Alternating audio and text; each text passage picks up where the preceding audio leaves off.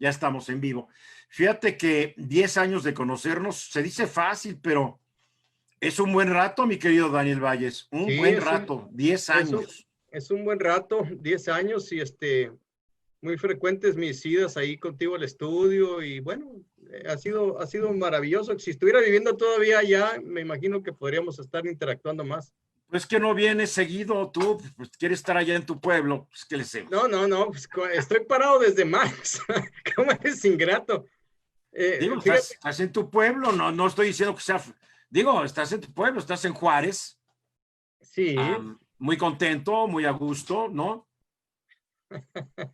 Digo, ah, um, en la mañana entrevisté a Berta Luján y también decía, no, yo ya tengo 40 años acá en el DF. Me dice, ¿cuál DF? Le digo, pero no sé, aquí yo entrevisté a Berta Luján, la que es la presidenta de la comisión de Morena, la mamá la secretaria de Trabajo, Luisa María Alcalde Luján. ¿De sí, dónde salió tan bonita Luisa María, caray? ¿O fue muy bonita Berta de joven? No lo sé. pues no sé, Bueno, no lo sé, no la conocí yo, pero no la trae vi. el acentote de Chihuahua, porque cada vez que acaba una frase, pues sí, ¿sí o no? Sí, Muy lista, es muy lista, sí. pero vaya que tiene 40 años en la Ciudad de México. El otro día que le entrevisté dije, esta parece que se acaba de bajar del avión desde Chihuahua. Yo no. No, Sí, tal vez tú no te diste yo no le, cuenta yo porque no le vives noté, ahí y estás acostumbrado al acento. yo no le noté nada. Lo que sí que le dije, bueno, señora, usted nos pinta un mundo, como decían antes, un mundo con las fantasías animadas de ayer y hoy. Le digo, porque qué bárbaro. Entre más platico con gente cercana a Andrés Manuel, entiendo muchas cosas. O sea, le pasan todo.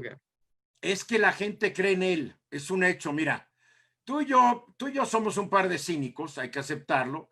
Estamos en el periodismo y el periodista generalmente por su propia naturaleza es cínico.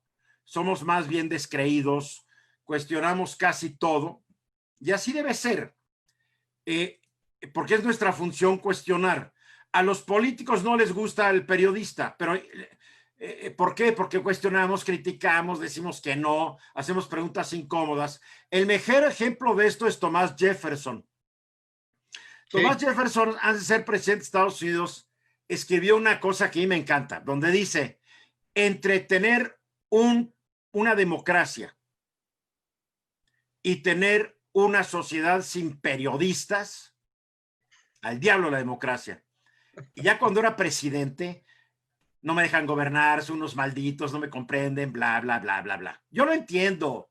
No es fácil ser gobernante de nada porque te van a estar criticando. Lo que pasa es que en México también los políticos se acostumbraron, aunque no les guste aceptarlo, que durante toda la historia independiente de este país, donde hubo medios, vamos a decir, mediados del siglo XIX para acá, pues los medios estaban así al poder, ¿no? Con algunos momentos de excepción. Y como sea, yo creo que en el gen político de todos los políticos, sean de izquierda, derecho, centro, morena, PRI, PAN, añoran, les encanta esa época en donde los periodistas les decían, sí, señor presidente, a todo, aunque digan, aunque sepan que ya pasó ese momento y que bueno, Andrés Manuel es el primero que lo acepta, creo que no le gusta, pero bueno, y tiene todo el derecho a repelar, la verdad. pues sí. Sí, se acostumbra. Estoy de acuerdo contigo en la labor que hacemos es incómoda para mucha gente y si tú no haces las preguntas que todo mundo afuera en la calle hace o quiere saber, pues entonces no eres un buen periodista y no te identificas con la gente y la gente tampoco contigo. Entonces Y, tienes que ser, y, pero yo creo que lo más importante es que te identifiques contigo. sí, O sea, si la gente no te comprende, pues ya es bronca de la gente. Porque yo trabajo para mis ideales, mis principios, y yo hago mis cuestionamientos. Ya ves que desde que llegó Andrés Manuel López Obrador, desde que ganó, yo dije, yo lo reconozco como el presidente, porque yo soy un demócrata. Y ganó, yo no quería que ganara, es más, yo escribí una columna de por qué no iba a votar por él, bla, bla. Pero ganó. Y como soy demócrata, yo acepto que ganó y me río de esos payasos que van en sus coches tocando el claxon y fuera Andrés Manuel, renuncia, ya vete. Estos son demócratas. no. No son demócratas, son hipócritas. El que los conduce es un expanista y que trabajó en gobernación, un payasete, que ahora, porque además es un tipo muy violento, pero siempre dice, Dios los bendiga. Híjole, yo no quiero gente así, me da mucha desconfianza, ¿no? Pero en fin, Sí. vamos a hablar de otras cosas, porque la idea es que hablemos de ti. Bien. Hablábamos ahorita que empezó el programa, hace 10 años nos conocimos. Y creo que porque yo me enteré que por ahí había un loco que tiene una organización que se llama Avanza Sin Tranza, y me gustó que alguien de la sociedad, un ciudadano común y corriente, estaba organizando algo donde decía, es posible ser exitoso, es posible tener una vida buena sin ser un tracalero. Avanza Sin Tranza. Creo que te invité al programa. Tú corrígeme, estoy mal, porque llevo 30 años haciendo programas y se va la onda.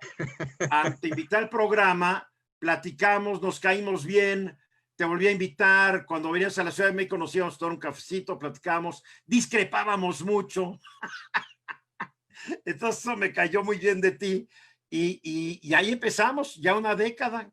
¿En qué estoy mal?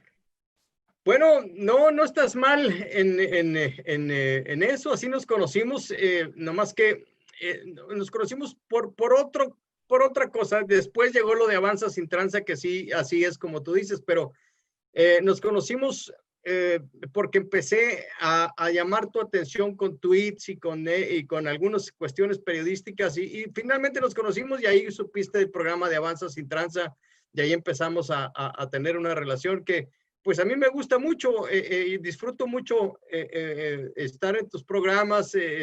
Aprecio mucho que me tengas como un colaborador en tu sitio y todo esto, porque somos muy iguales, pues somos muy similares, por eso hemos conectado tan bien, yo creo, a través de todo este tiempo. Y con el equipo, bueno, pues son a todos los muchachos y las muchachas, ¿no? Que están ahí, los periodistas y los compañeros. Dime una cosa, ¿cómo arrancó? A ver, ¿cómo arrancaste tú? Tú eres de Juárez, hayas vivido toda tu vida. ¿Cómo empezaste? Empecé porque un amigo de aquí estaba platicando con el presidente municipal de hace unos años, Enrique Serrano, y platicaban acerca de la corrupción. Y este hombre, el presidente, le dice a mi amigo, le dice, oye, ¿y quién dice la gente que son los corruptos en este país? Le digo, bueno, pues los políticos, le dijo él. Le dijo, ¿y a poco la gente no? Pues claro que sí. Y le dice, bueno, ¿y por qué no hacemos algo juntos para tratar de atacar este problema? ¿Se puede o no se puede? Pues yo creo que sí. Entonces, este amigo convocó pues no sé, a una veintena de personas de aquí conocidos, entre ellos iba yo, porque yo ya tenía tiempo, tenía 10, 15 años escribiendo sobre el tema y tratándolo en los medios, en mis programas de radio, de televisión. Entonces, tuvimos unas mesas de debate, empezamos a darle forma a todo esto, y yo dije, bueno, necesitamos hacer un programa contra cultura, o que vaya en contra de la cultura de la tranza, pongámosle Avanza Sin Tranza, porque todo el mundo aquí sabe que el que no tranza no avanza. Qué terrible frase, ¿verdad? Pero totalmente. Sí. Y mira, esa frase la saben hasta los niños en la escuela primaria. Es como si la trajeran en los genes. Entonces, el programa se desarrolló con miras a llevarlo aquí a Ciudad Juárez.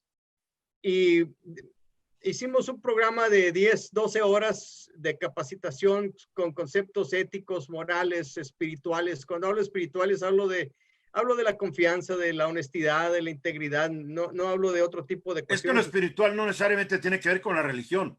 Exactamente. Puedes ser un ateo, como yo, y tener una vida espiritual. Sí, es correcto, eso es correcto. Me gusta mucho ponerlo y decirlo, aclararlo, porque a la gente le cuesta trabajo entender que lo espiritual no es necesariamente religioso. Yo soy una persona muy espiritual también, pero no soy religioso, ¿verdad? Entonces, es como la gente dice, ¿qué le pasa a López Obrador? Está hablando de moral. No es la clase de moral que recibíamos, que realmente era la más aburrida en una escuela religiosa. Él está hablando de la moral.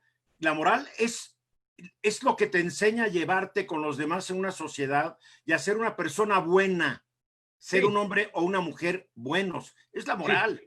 Sí, la moral, bueno, tú lo sabes, nuestro auditorio también lo sabe, pero mucha gente en México no lo sabe, que la moral era una ciencia que se enseñaba en todas las universidades del mundo. Y la escuela platónica o platonista está basada en la moral, donde reconoces el espíritu, el alma y el cuerpo como el soma, del ser total. La palabra soma griega quiere decir la totalidad de un ser tripartita, donde tienes la moral y tienes la ética, y ahí tienes a Aristóteles con la ética a Nicomaco, que es un tratado precisamente de lo que estás diciendo. Entonces, tomamos muchos de estos principios y los pusimos en un programa para desarrollarse en 12 horas de capacitación que íbamos a llevar a cabo aquí en el municipio de Ciudad Juárez. Y empezó a crecer la bola de nieve, ya sabes cómo es esto, ¿no?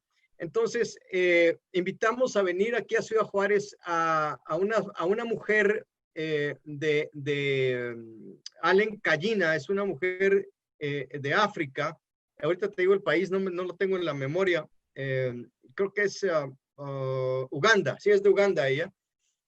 Y la invitamos a venir siendo ella la ministra de Finanzas de Uganda, porque ella desarrolló un programa con base en estos mismos principios y tuvo un éxito fenomenal, al grado de que las universidades como las de Cambridge o las universidades como Harvard hicieron materia de estudio lo que esta mujer estuvo haciendo. Siendo ministra de Hacienda, aceptó la invitación, vino a Ciudad Juárez y tuvimos un evento en uno de los centros de... Aventura para ella, desde Uganda. Sí, por supuesto. Yo serví de chofer para ella y de traductor, y la traje para arriba y para abajo, y hablamos mucho sobre el programa que desarrolló.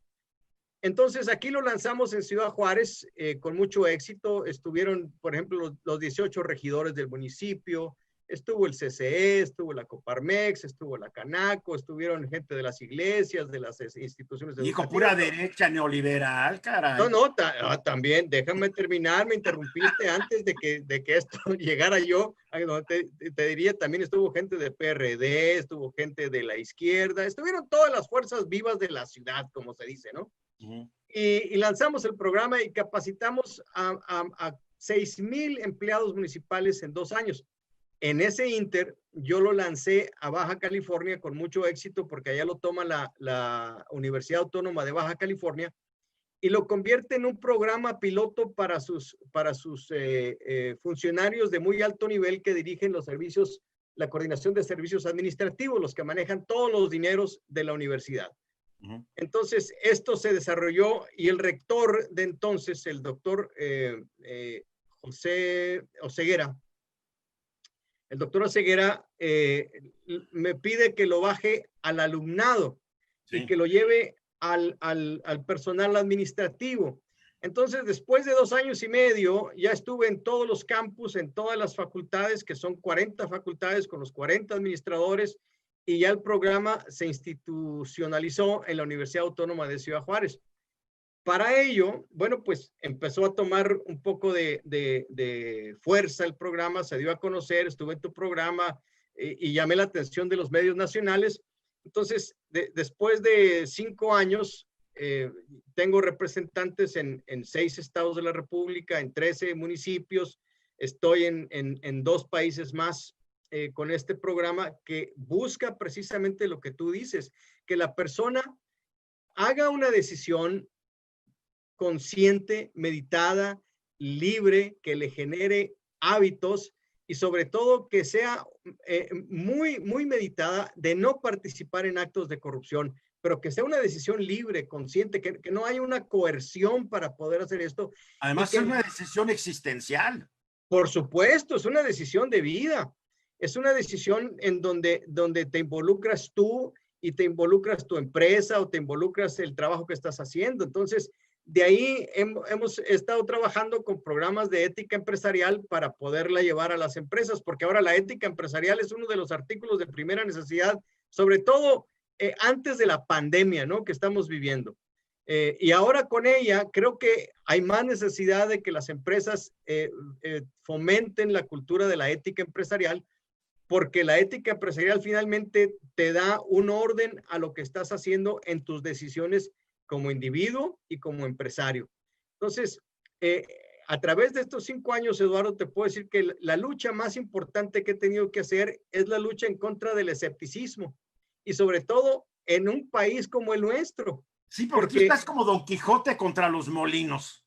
Cuando yo te conocí, dije, qué interesante cuate, ¿no? Es el solo. Sí.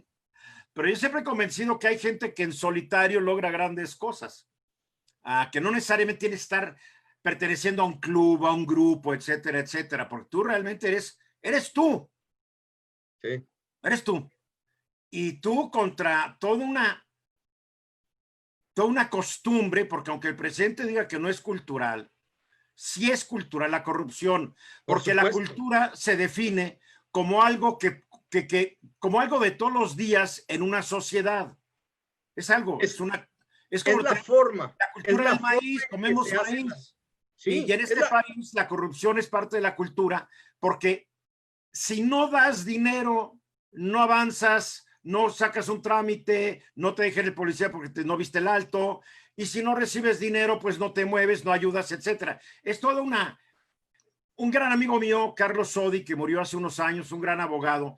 Él dijo que el sistema mexicano era toda una maquinaria que funcionaba con un lubricante que se llamaba la corrupción, que si a ese motor le quitabas la corrupción, se paraba y se detenía y se desconchinflaba, lo cual tenía razón para cuando él me lo dijo. Fue en 1985 cuando yo le hice entrevista.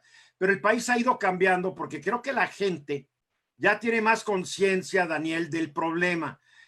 Las encuestas, tú ves encuestas que hicieron hace 8 años, 5 años, la corrupción la gente no la consideraba un problema. No. Ya habíamos tú, ya habíamos otros diciendo hay que acabar con la corrupción, y creían que estábamos locos. Pero ya hay conciencia y es bien importante. Sí, ya hay conciencia porque sí se ha hecho una labor en los medios. Ha habido gente que como tú, como yo, hemos tomado este estandarte y hemos corrido con él. Pero fíjate, aquí hay un fenómeno muy importante. Oye, no somos unos que han sido bien rateros y ahora hacen programas de tele o por Facebook. Nah, si ese es bien corrupto. Ajá. Da risa, ¿no? La cosa es de que se hizo consciente la gente, Eduardo, porque la clase media que creció mucho en México en los últimos 20 años, veía con malos ojos la corrupción que había en las altas esferas o que había en las bajas esferas y se dio cuenta de que esa corrupción, no porque no fueran corruptos, sino que esa corrupción les mermaba sus ingresos y les mermaba su cultura y su manera de vivir. Uh-huh. La cultura mexicana, lo dices bien. Fíjate, imagínate, estoy en el Tribunal Superior de Justicia del Estado de Morelos. Están conmigo los 13 magistrados y la presidenta magistrada, más los jueces, más sus secretarios. Y voy a empezar a hablar de la corrupción. ¿Cómo empiezas con este grupo de personas donde están catalogados por la opinión pública, después de los diputados y de los partidos políticos, como el poder más corrupto que hay en México? Entonces, tienes que hablar de algo que forzosamente les vas a pisar los callos, les vas a molestar, pero los quieres convencer de que tienen que cambiar sus marcos de referencia de pensamiento. Porque si no cambias tu manera de pensar, no cambia tu manera de vivir. Uh-huh. ¿Qué es lo primero que les dices? Ay, caramba. Pues lo primero que les dije fue, la corrupción existe como el aire que respiramos. Cuando ya nacemos, ya está ahí y ni tú, ni yo, ni el de allá, ni el de antier tienen la culpa. Esto es un sistema, porque la corrupción es eso. Es sistema, es un sistema que se retroalimenta. Por lo tanto, podemos hablar de la corrupción sistémica.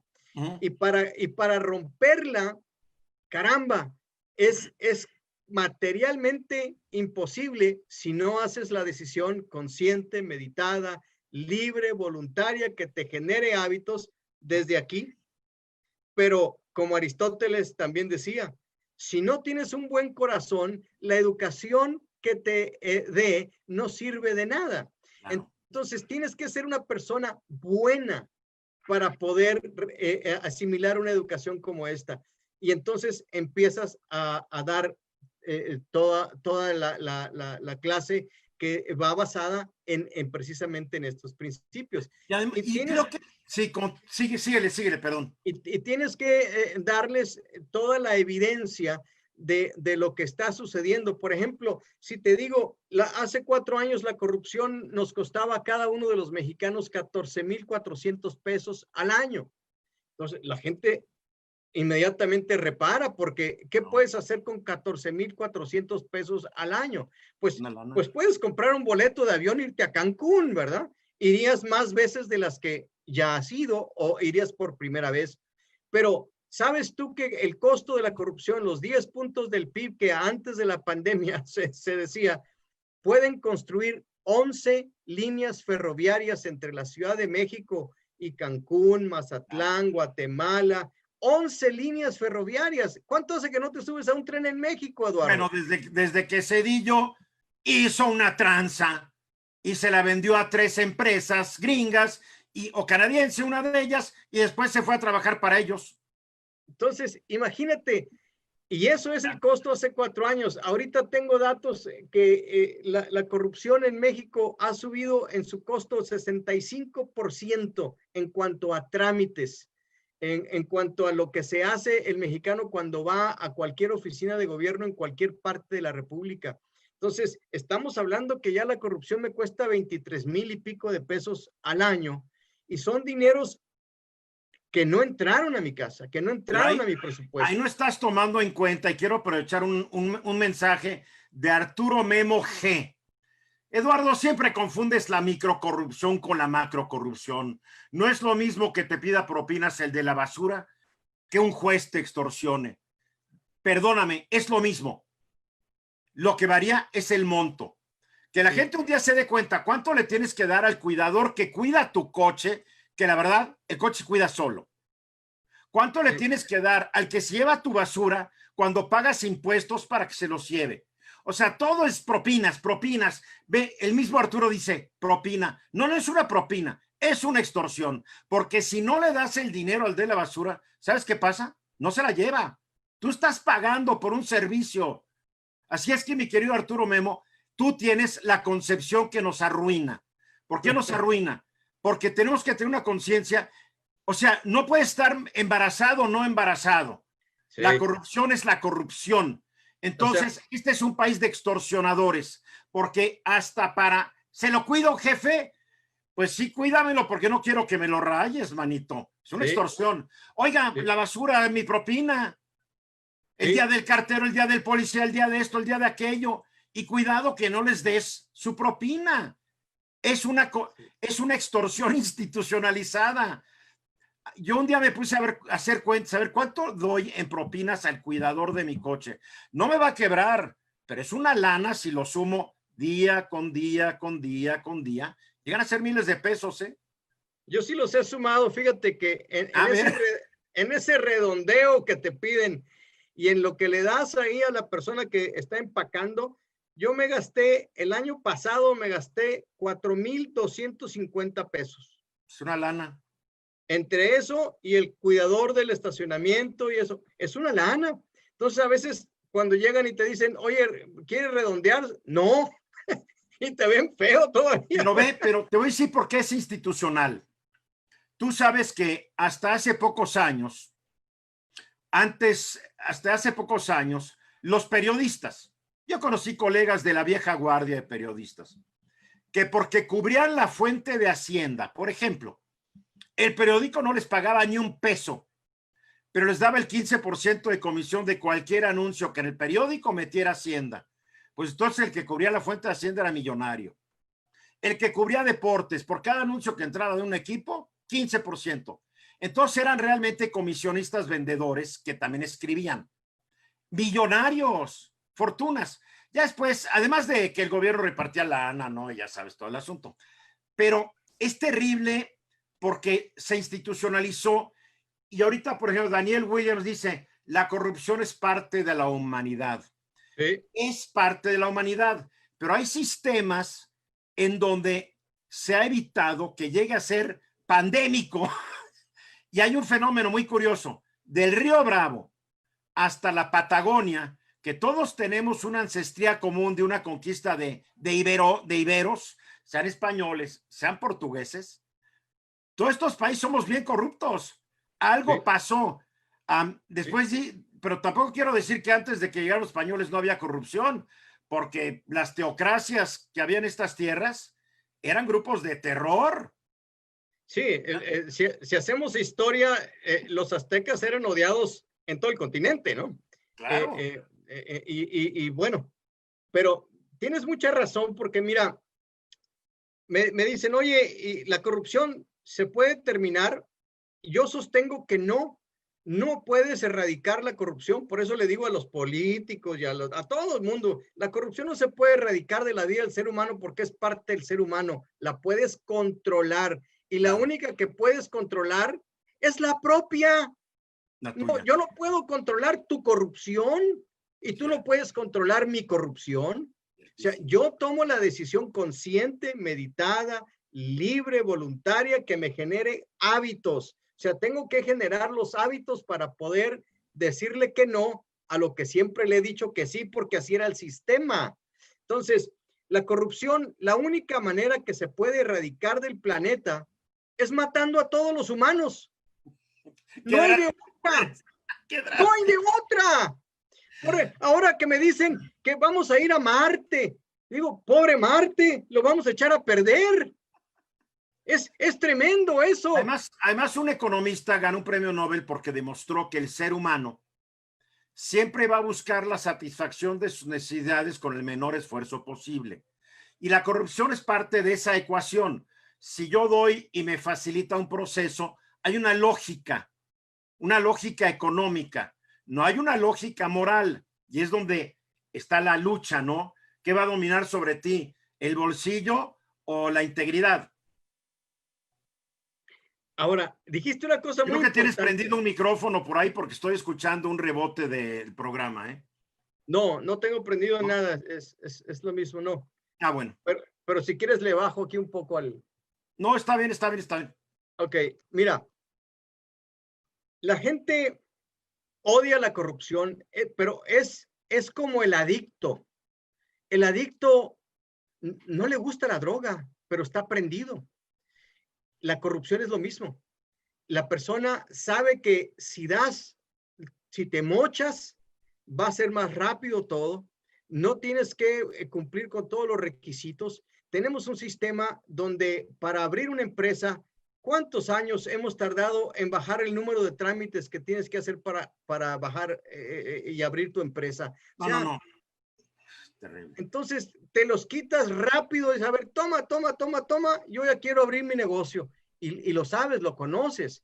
Entonces, acabo de escribir un artículo bueno, creo que lo publiqué en Ruiz Hilly Times, donde la mentira es una forma de corrupción. Claro, O sea, quien miente es un corrupto. claro. La Universidad Autónoma de Nuevo León en el 2013 hace un estudio para determinar cuántas veces al día miente un mexicano.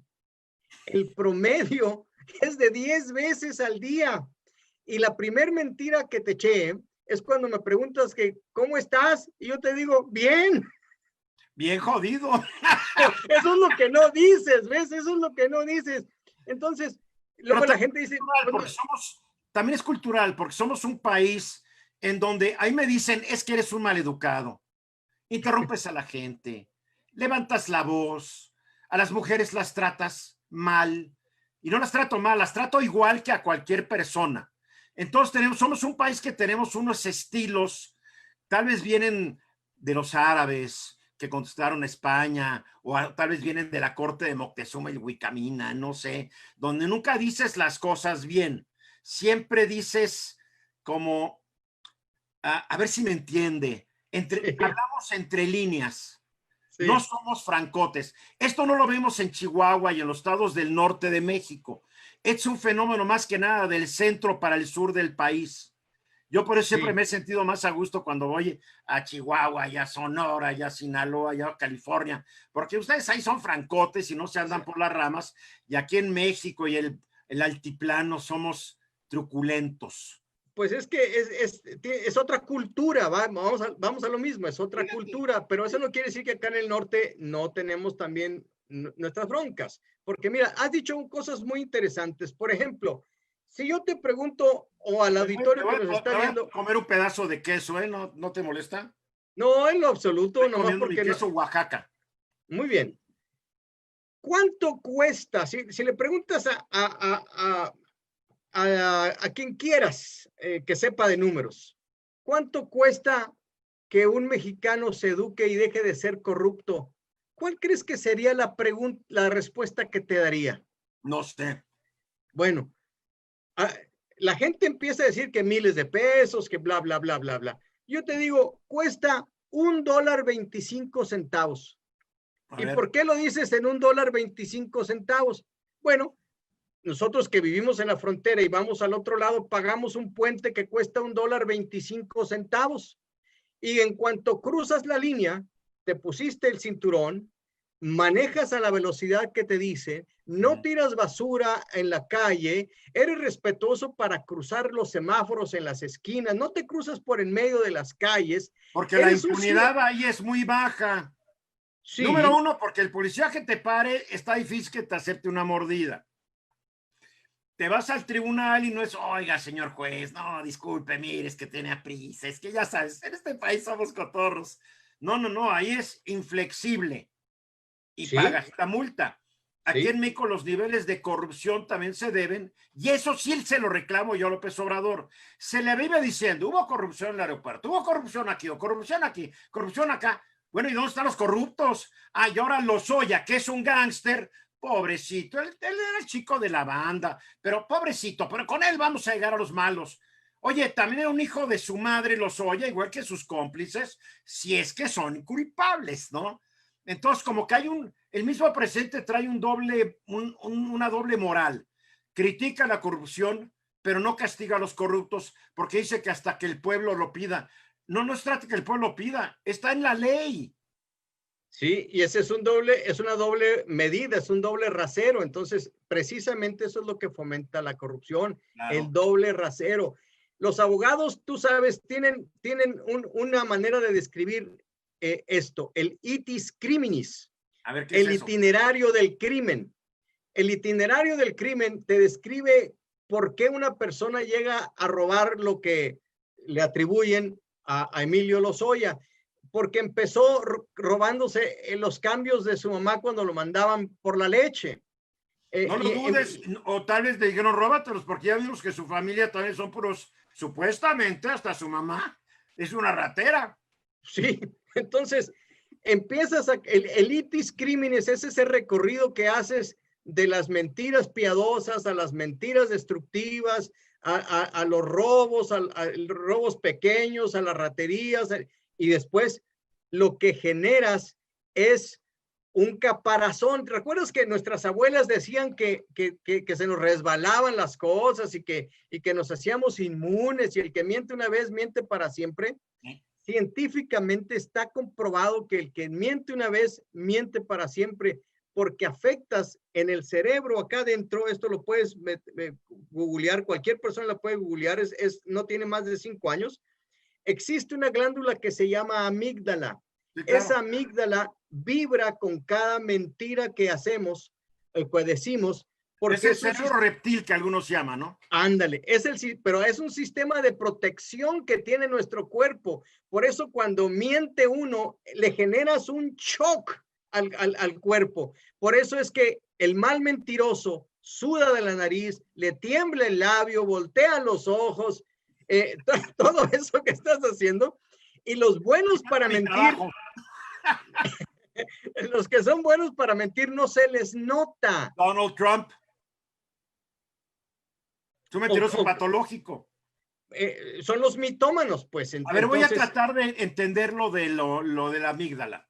La hey, amígdala dicen que es la glándula que es la que te genera el pelear o el correr cuando estás en una situación de peligro. Por eso es el cerebro reptil. Reacciona sin pensar, corro o peleo. La mentira es una forma de defenderte ante una agresión. Voy a mentir porque tengo que tapar algo que hice, porque no quiero que sepan esto. De cualquier manera, estoy defendiéndome. Entonces, es parte de esa reacción de peleo o corro. La mentira puede ser mentira de correr o mentira de pelear, ¿eh? Sí, pero fíjate, te puedes defender así y echando una mentira. Normalmente la gente usamos mentiras porque queremos presentar una imagen que no tenemos o defendernos de algo que no queremos que nos afecte. Pero lo que pasa es que esta amígdala, que es defensa de nuestro cuerpo, deja de funcionar, Eduardo. Entonces, hasta que se inutiliza. La historia de Pinocho es una alegoría de cómo funciona la amígdala. Hasta que te haces tan mentiroso que se te resbalan. Y por eso es que nuestras abuelas o bisabuelas decían que el que miente una vez es mentiroso para siempre, porque te quedas sin esa defensa. Yo Entonces, de chico, si mentía, me iba en feria. Así me educaron. Me iba en feria. Una vez, cuando yo era chico, te comprabas tu refresco y era en botella y dabas el importe. Sí. O sea, yo iba a la escuela y me daban, creo que 40, 60 centavos. 20 centavos eran del importe. Entonces, un día se me hizo muy fácil y me gasté los 20 centavos en vez de regresar a casa con los 20 centavos. ¿Y qué pasó con los 20 centavos? Que ahorita no son nada, pero en aquella época era algo, ¿no? No, es que se los presté a mi primo. ¿Ah, sí? Oye, cuñada, que mi hijo le prestó 20 centavos a tu hijo. A ver, ¿te prestó? No. Bolas, me fue en feria por 20 centavos. ¿Sabes qué? Dije, pues no puedo, a estos no les puedo decir mentiras. Y tiendes a no mentir. Y cuando yo miento, soy bien baboso, como tú dices, soy bien bruto. Y no me estoy dando golpes de que, ay, yo no. Es como te educan. Sí. Porque ahí tengo un hermano que es un profesional de la mentira. Y lo educaron los mismos papás. No, en serio, o sea, dices. Sí, se dan los casos. Pero mira, déjame, como te conozco ya desde hace años, ¿tu mamá qué nacionalidad tenía? Mi mamá era una gringa del estado de Minnesota, de St. Paul, Minnesota, nieta de unos abuelos paternos irlandeses y de unos abuelos maternos suecos. Muy bien. ¿Y eso qué tiene que ver? Déjame ir para allá. Nosotros que vivimos en la frontera, tenemos roce todos los días con la cultura norteamericana. Los norteamericanos castigan la mentira tanto como el asesinato. Oye, pero pues tienen a un mentiroso que tal vez hasta lo relijan. Yo creo que espera, está cambiando la sociedad. Espérame. Tú cruzas aquí la frontera y tú le dices, te preguntan, ¿qué llevas? Y si les dices que no llevas nada y te agarran en la mentira, te pueden meter a la cárcel, te retiran tu visa y no vuelves a cruzar a los Estados Unidos de Norteamérica en tu vida. Ellos prefieren que les digas, traigo esto, señor. Y entonces te dicen, no pasa. Y váyase pues. Pero si les mientes o te quieres hacer el vivo, si le quieres jugar a hacer el juega vivo, como dicen en Panamá, donde ya está avanza sin trampa, allá se llama avanza sin trampa, porque tranza no quiere decir nada allá. Allá le dicen el juega vivo. Entonces, la mentira es muy castigada y la gente se educa. Tu mamá te educó a no mentir. Y no digo que nuestras mamás mexicanas sean menos, pero la cultura de la mentira se da porque aquí se usa la mentirita blanca, aquí se usa la mentirita piadosa, y se disfraza todo eso que tú dijiste porque es parte de la cultura y disfrazamos para no decir la realidad como estamos.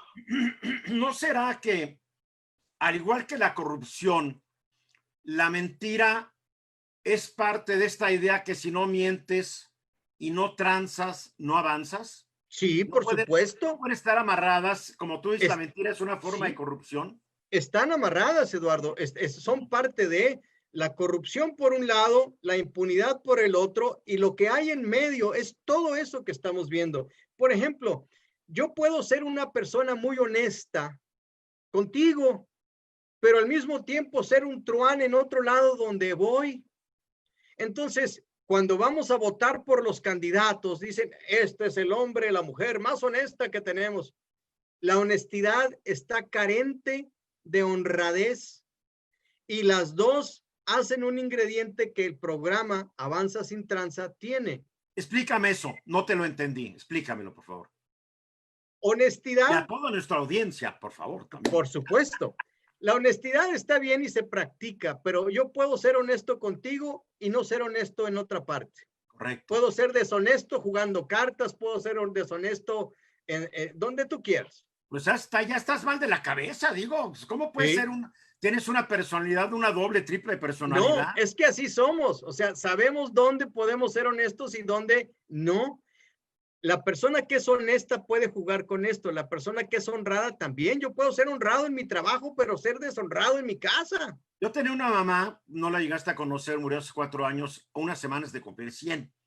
Y mamá era de las que decía lo que pensaba, estuviera quien estuviera, ofendiera a quien ofendiera. Mi papá, que sí se educó porque mi padre, tú lo sabes, era chiapaneco, pero también mi abuelo se fue de juez a Mexicali y también mi padre se instruyó de los dos lados de la frontera. Pero metía a mi papá en cada lío, porque además si algo no le gustaba, no le gustaba. Y si pensaba algo y si no estaba de acuerdo con alguien, se lo decía, lo cual no va bien en México. No, ¿no? no. Entonces mi mamá aprendió un truco. Si algo no le gustaba, en vez de decir no me gusta, decía, es interesante. Entonces Sí. ya sabes que cuando mi mamá decía es interesante, no le gustaba. Fue lo más que pudo avanzar. Sí. Y me Mira, encantaba eso, la verdad. una persona íntegra te dice lo que piensa. Una persona honesta te dice si quiere. Una persona honrada te dice si quiere. Porque la integridad es exactamente lo que hemos pedido de nuestras sociedades y de todos nosotros, que nuestras palabras estén de acuerdo con nuestras acciones. La persona íntegra, la palabra íntegra viene del griego integer, que quiere decir lo que no le falta nada, la persona que está completa. Entonces, el programa Pro Integridad Avanza sin Tranza trata de esto, de poder llegar a poner lo que hace falta, lo pones en la mesa para que cada quien tome lo que le hace falta. Y entonces, mediante una decisión consciente, meditada, libre, voluntaria, que le genere hábitos, son 5, mira, como los dedos de la mano, por eso lo tengo así, para que sea recordado fácilmente, pueda llevar a cabo este ejercicio que es una decisión de ser íntegro. ¿Para qué? Para que aceptes una responsabilidad. Sí, mira, esta mañana hablaba con Te voy a interrumpir, porque hace rato dijiste algo y dije, en México si eres íntegro eres medio pendejo. Sí. Es un horario de nocturno, así es que nadie se ofenda. Este es medio pendejo, no agarró la onda, no agarró la lana que le dieron. Sí. Este es íntegro. ¿Qué me late que es un mocho? Que es un santurrón. Hay una connotación de lo que es la integridad, que en México ser íntegro es como signo de debilidad. Sí. ¿No? Sí. Y sí. qué mal, pero es la verdad. Y si hay gente que no está de acuerdo, pues tienen todo el derecho y aquí a manifestarlo. Pero yo así lo veo, que te creen que es medio tú, tarugo ¿no? ¿Cómo dejaste ir esta oportunidad? No, caray, qué tarugo eres, ¿no? Sí, tienes toda la razón. Entonces la gente no quiere dar esa impresión, entonces mejor fingen. O sea, no son íntegros, no son honrados, no son honestos. La integridad se forma de estos dos valores. La integridad es un principio y la honradez y la honestidad es un valor. Son dos cosas diferentes. Es como la legalidad y todo lo que caramba, lo que es moral, tú puedes ser muy moral, pero estar muy legal y ser un inmoral, ¿verdad? Claro. Porque son dos acciones diferentes. A ver, le quiero pedir a Raúl Ruibal que está mandando, si así hablas con tu mamá enfrente, Raúl, pues habla con ella, pero vamos a mantener cierto nivel en este chat.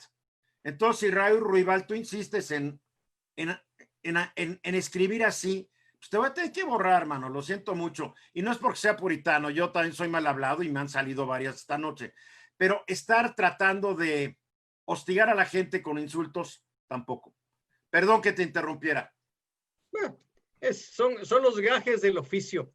Mira, esta mañana hablaba con un diputado federal de estos que acaban de votar para elegir a los consejeros del INE. Ya lo reportaste tú, ya lo comentaste en el programa, ya escribí yo al respecto.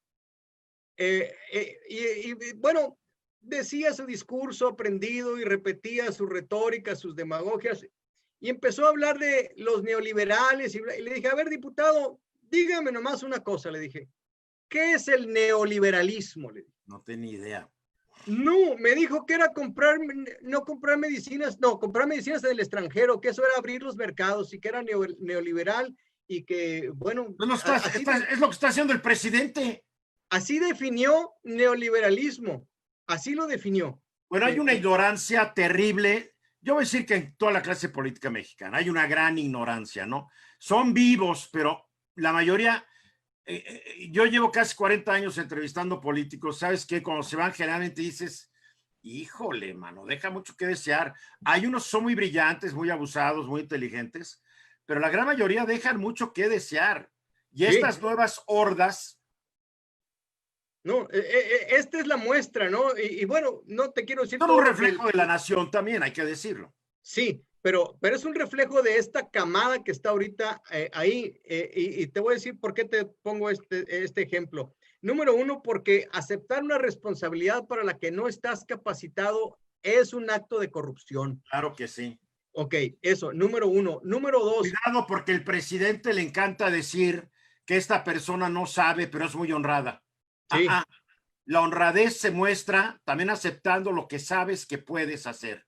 Exactamente, exactamente. Es mejor decir, no puedo, no sé.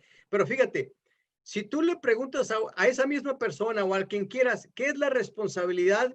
Te van a decir muchísimas cosas, pero no te van a dar la definición de lo que es responsabilidad. Responsabilidad es la forma como respondes a los principios.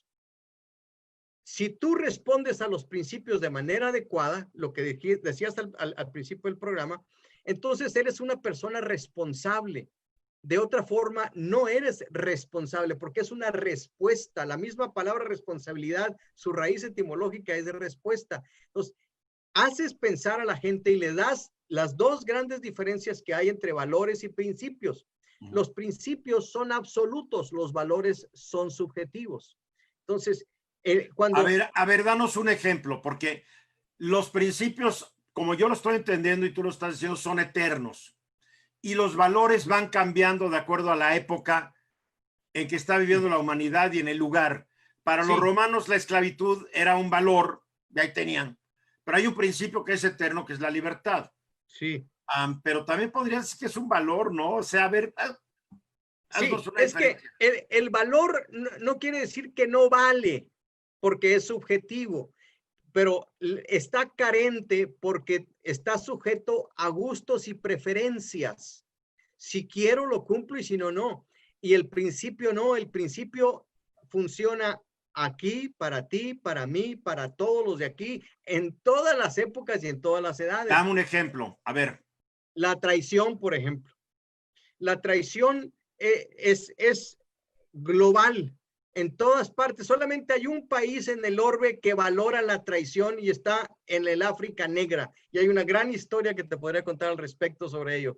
Pero la traición ha sido condenada desde épocas inmemorables. Entonces, ese es un antiprincipio. Pero yo te podría decir el genocidio. ¿El genocidio? El genocidio ha sido aceptado durante algunas épocas. Los romanos eran genocidas. Sí, sí. Napoleón fue un genocida. Sí. Pero eso es más un adjetivo. Durante la época en que lo hacían, pues todo el mundo decía sí, la esclavitud, en una época... La esclavitud es un gran ejemplo. La esclavitud es un gran ejemplo porque, mira, cuando hablamos de esclavitud, por ejemplo, que es un acto de corrupción, siempre hablamos... Pero para los griegos no lo era, para los romanos no lo era, para los egipcios no lo era, para los... Digo... Pero espérame. Miles de años, la esclavitud estaba muy bienvenida. No que yo esté de acuerdo con ella, pero no me tocó vivir en esa época. Sí, de acuerdo. Por eso fueron emancipados y había manera de emanciparse. Entonces, cuando hablamos de esclavitud, y sobre todo de la esclavitud de los últimos 200 años, que es la que más ya es otra, es otra. Sí, ya es otra cosa. Porque cuando hablas de esclavitud de los romanos, estás hablando de pueblos que conquistaban. Entonces aquí era diferente la cosa. Ya eran esclavos, pero porque fueron conquistados. Pero era esclavitud a fin de cuentas. Sí, de acuerdo. No hay menor grado. La esclavitud, por ejemplo, de los campos de algodón, aquí del sur de los Estados Unidos y todo eso, siempre hablamos de los terratenientes y de los conservadores y todo eso, pero nadie o no se menciona muy frecuentemente todos los negros que estaban en África, que eran los que capturaban a los otros negros, que los subían a los barcos y se los traían. ¿No será que tal vez hasta los principios que hoy calificamos con universales también tienen una gran flexibilidad de acuerdo a la época, a la circunstancia y a la geografía?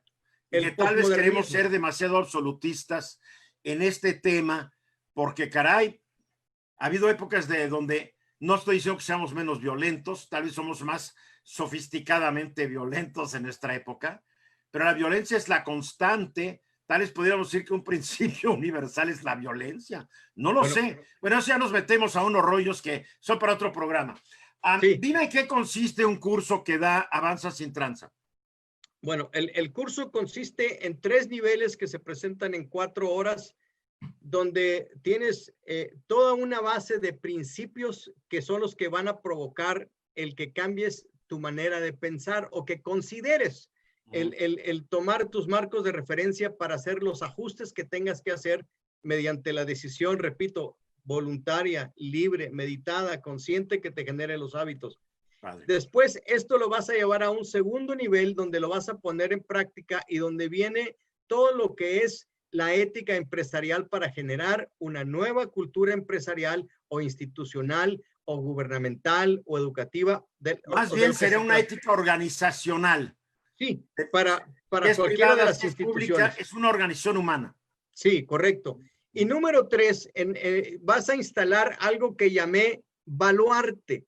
Lo llamé baluarte porque si tú vas a Cartagena, todo el mundo sabe lo que es un baluarte. Pero en México no sabemos qué es un baluarte porque no tenemos castillos. Pero los baluartes en los castillos en la época medieval era la parte inexpugnable de un castillo donde todos los valores se iban a refugiar ante la invasión de un enemigo. Creo que en inglés lo llaman el keep, que era la parte central. La parte, o sea, estaba el muro, estaba la zanja que rodeaba, después había un primer muro, otro segundo muro, después otro muro que rodeaba este lugar central, y ya cuando cae este lugar, se morían todos.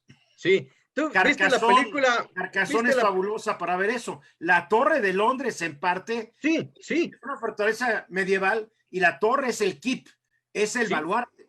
Exactamente. Entonces, se instala el baluarte porque ahí vas a desarrollar este programa desde el interior hacia el exterior de la empresa para poder generar una nueva cultura corporativa, una nueva cultura empresarial, una nueva cultura organizacional, como la llamaste. Y después en ese nivel, una vez que ya tengo nombradas las personas que van a funcionar ahí, hago un ejercicio en vivo que tarda 2 horas y media, donde hago un corte transversal de la empresa o de la institución que se trate, donde te digo cómo estás en 3 áreas: en corrupción, en servicio y en cultura de la legalidad. Y esto te lo entrego con unos medibles que son los que vamos a tener que estar trabajando el siguiente 6 meses o 1 año en tu empresa. ¿Tú das el curso o ya tienes un equipo de gente que va a ir a dar el curso? Ya tengo un equipo en determinadas ciudades, pero hasta ahorita casi siempre voy yo para iniciarlo, ¿no? Y aprender a replicarte, compañero, porque uno no es eterno y no tiene uno el don de la ubicuidad. Sí, así es. Oye, vamos a ver antes de terminar unas llamaditas, ¿no? Bueno, ¿ya acabaste con tu curso o no? Bueno, sí, ya acabé con el curso. Luego sigo asesorando a la empresa para que esto no muera, porque no es un curso nomás que tomas una vez y ya se acabó. O sea, hay que darle un seguimiento y hay que ver que ese evaluarte funcione con todos los principios que se establecen. Muy importante, el principal ejecutivo, la planilla mayor de la organización, ¿toma el curso o no lo toma? Porque la experiencia que yo tengo es que cuando los de hasta arriba no toman el curso, después no saben ni lo que está pasando abajo. Déjame volver al ejemplo de los magistrados y los jueces. cuando la presidenta magistrada me llama para el curso, le digo, sí, sí estoy interesado en dar el curso, pero con una condición que le voy a poner, y si no la cumple, no doy el curso. ¿Cuál? Que usted y sus magistrados y los jueces estén sentados en la primera ocasión. Claro. Y terminen el curso, porque ¿y por qué? Dice, porque si usted no lo toma, cuando llegue yo a los oficiales judiciales, me van a decir, ¿por qué empiezas con nosotros cuando la corrupción sabemos de dónde viene? Y mira, ¿Y estuve 2 años ahí. Magistrada? 2 años, y ahí se sentaron los magistrados y la presidenta magistrada a tomar el curso. ¿Y se vio un cambio ante la opinión pública? ¿Se nota ese cambio? Se nota, pero es de muy lento, ¿cómo te digo? Se nota muy lentamente porque tiene que haber una conjunción de esfuerzos de todos. Es como un blitz en el fútbol americano. Todos tienen que entrar y tienes que provocar un gran golpe cultural para que se note. Si no lo haces, es muy difícil que se note porque estos son cambios que para medirlos tardas mucho tiempo. Es más, tuve que desarrollar la manera como medirlos porque no hay cómo medirlos, ¿no? Wow. Vamos a llamadas y mensajes, no llamadas, mensajes. Carmen Almela está de acuerdo. Ella cree que sí es importante que todos tomen el curso. ¿Cómo puede la gente averiguar más sobre tu curso? Bueno, me pueden buscar en Facebook, Avanza Sin Tranza. Hay 3 páginas.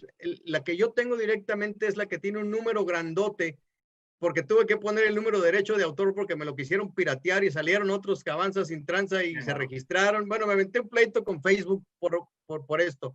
Salieron unos tranzas por ahí. Sí, ahí, bueno, tenían una buena intención, pero se pirateaban el programa, pues, y el nombre. Entonces, ahí me pueden encontrar. También estoy en Twitter como Avanza Sin Tranza y pueden buscar el meollo del asunto, pueden buscar a Daniel Valles y les mando toda la información que necesiten. Ya tengo el curso virtual para quien lo quiera tomar inmediatamente, lo podemos hacer mañana. Qué padre, me encanta la idea. Y además, fíjate, en Panamá acabo de hacer una alianza con esta corporación, esta institución que se llama BASC, Business Alliance for Secure Commerce. Entonces, voy a estar trabajando con las instituciones que se dedican a transportar mercancía desde Panamá a los Estados Unidos y los Estados Unidos a Panamá. Y se hace una academia de la cual yo me voy a encargar de todo lo que es la ética empresarial para estar trabajando con DHL, Qué padre, Daniel. Qué gusto. Con ese tipo de empresas, ¿ves? Y va a ser a través de una plataforma virtual que ya se puede hacer aquí en México también a través de Zoom. Podemos hacer el curso. Y así me pueden encontrar.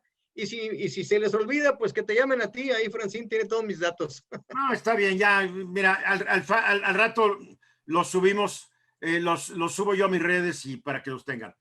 Marco, estando en el gobierno es fácil evadir la forma en cómo se trabaja, iniciando con la forma de comunicación interna mediante oficios, y estos oficios se pueden cambiar y fechar a como se necesite, para bien o para mal. Es la forma de trabajar y a modo, para no tener evidencia eficaz y única. Es lamentable y casi imposible de cambiar. Sí, por eso a veces no pueden pescar a todos estos truanes. Hasta el papeleo saben cómo manejarlo, ¿no? Sí. María Luisa Medina Moisés, el incesto es un antiprincipio, es condenada en todas las sociedades humanas.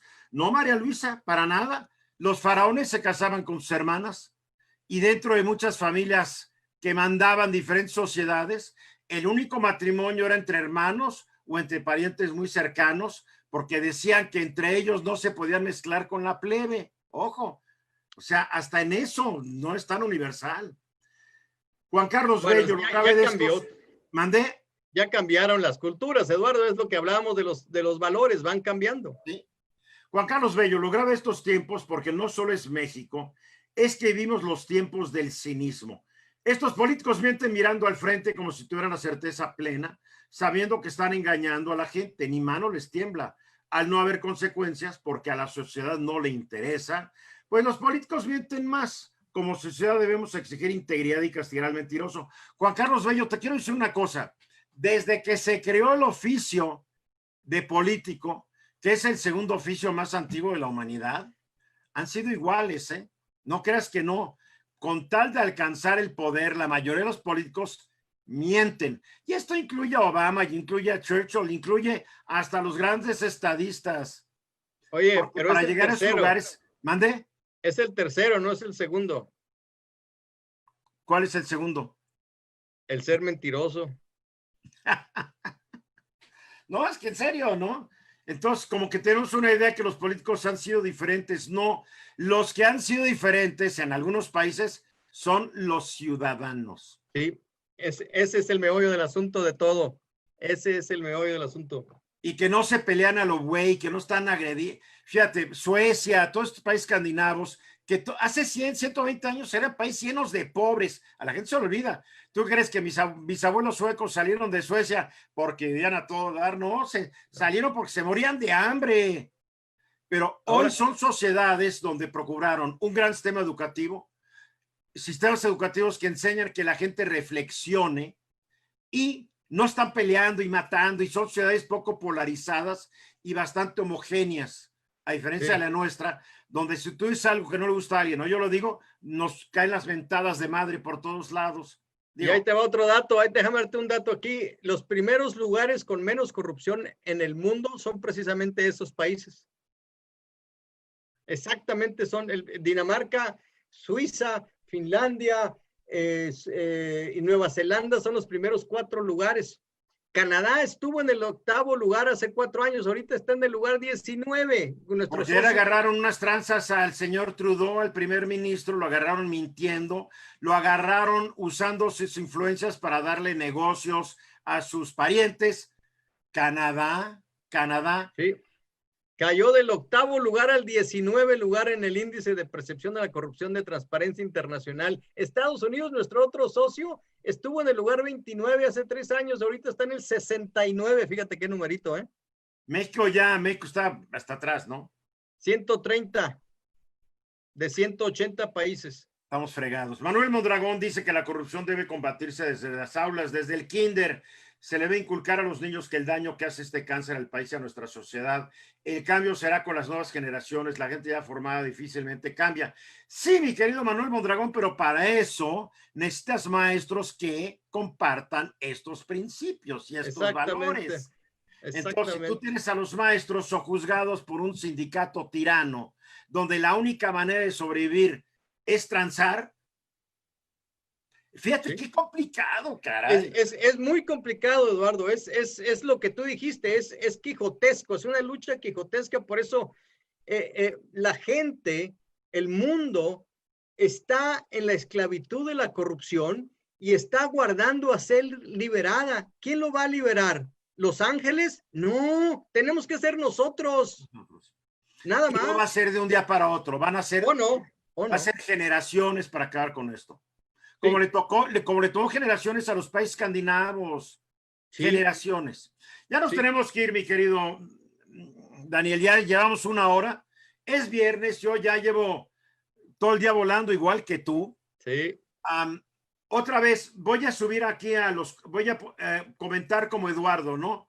Entonces, a ver, voy a poner tu Twitter. A ver, voy a poner Daniel Valles. Sí. Entonces, ¿Twitter qué es? Twitter es el meollo del asunto. Además, el nombre de tu columna. También. Muy buen nombre. Y está también el de Avanza Sin Tranza. El Twitter. Avanza Sin Tranza, todo junto. Pues y que lo escriban con Z. Hay una razón por cuál lo escribo con Z. ¿Cuál? Cuando hablas de una tranza con Z, estás hablando de una trenza. Claro. Y la corrupción hace una trenza. Por eso uso sin tranza, tranza con Z. Luego me pueden buscar en Facebook, en Avanza Sin Tranza también. Espérate, es que yo para escribir soy bastante maleta, ¿eh? Y eso que escribo todo el día. ¿Ok? ¿Por qué pongo Avanza Sin Tranza y aparece Decide íntegro? A ver, no entendí. Nada, un error mío. Pues Facebook es Avanza Sin Tranza, pero no todo junto, ¿verdad? No. Ya con estas Ya te van a Con gustar. esas. Ya lo Muy mandé. bien. Oye, Daniel, siempre me da gusto hablar contigo. Mil gracias. 10 años de conocernos. Ojalá pasen otros 10 igual. Ojalá. Y colabores más en el programa y mandes tu contribución semanal a Ruiz Gili Times. Este programa, igual que todos los programas, los estamos subiendo al día siguiente a YouTube para que la gente lo sepa.